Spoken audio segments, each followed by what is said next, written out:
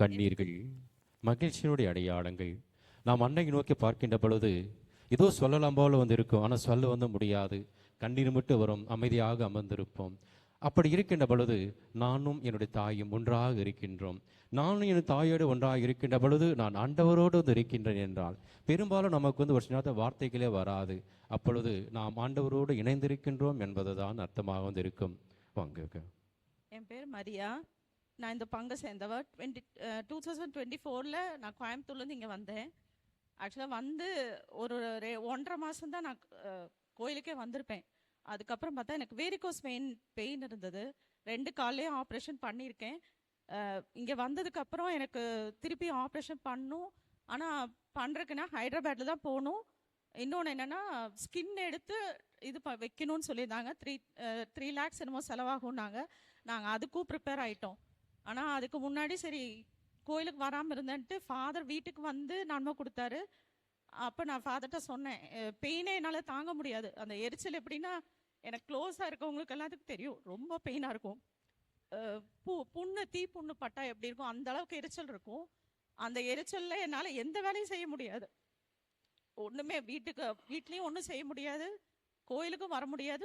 Father தான் வந்து நன்மை கொடுத்துட்டு இருந்தாரு. எந்த அளவுக்கு போனேன்னா சூசைட் பண்ணிக்கலான்ற அளவுக்கு போயிட்டேன். பெயின் என்னால் தாங்க முடியாமல், எனக்கு க்ளோஸாக இருக்கவங்களுக்கு நிறைய பேருக்கு தெரியும். எங்கள் வீட்டில் அவட்டி சொன்னேன், நான் செத்து போயிடுறேன், என்னால் தாங்க முடியல வலி. அந்த அளவுக்கு பெயின் இருந்தது. ஒவ்வொரு தடையும் நான் இந்த பெயினோட வருவேன், ஜியோ மதாட்டு போய் அழுவேன். என்னால் தாங்க முடியலப்பா, என்னால் வலி தாங்கவே முடியல, என்ன பண்ணுறேன்னு எனக்கும் தெரியல அப்படின்னு. ஆனால் எனக்கு ஜியோ மாதா வந்து பெரிய ஒரு அற்புதம் செஞ்சாங்க.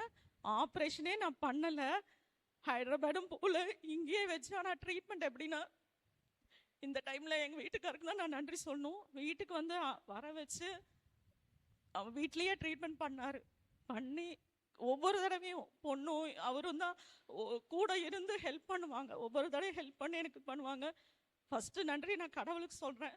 இந்த இடத்துல ஒவ்வொரு தடவையும் வந்து அழுவேன், மாதாட்ட, அம்மா என்னால் வலி தாங்க முடியல, அந்த வலியை எடுத்துக்கோ அப்படின்னு. ஆனால் எனக்கு என்னன்னா, அந்த வழியில தான் எனக்கு மற்றவங்களோட வலி தெரிஞ்சது. எனக்கு நான் மரியன் சேனையில் இருக்கேன், எல்லாத்துக்கும் வேண்டி ப்ரே பண்ணுவேன். ஆனால் வலி அன்னைக்கு வரைக்கும் எனக்கு தெரிஞ்சதே இல்லை.